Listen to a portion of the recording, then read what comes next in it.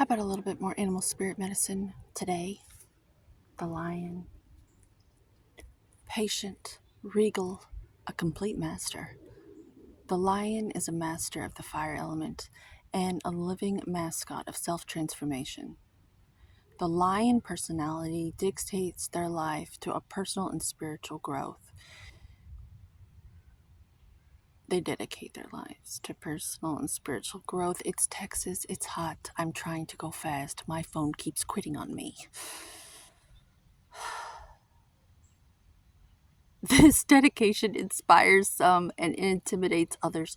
Therefore, the lion is respected by all, but known intimately by few. Some mistake the lion as hard to access or aloof.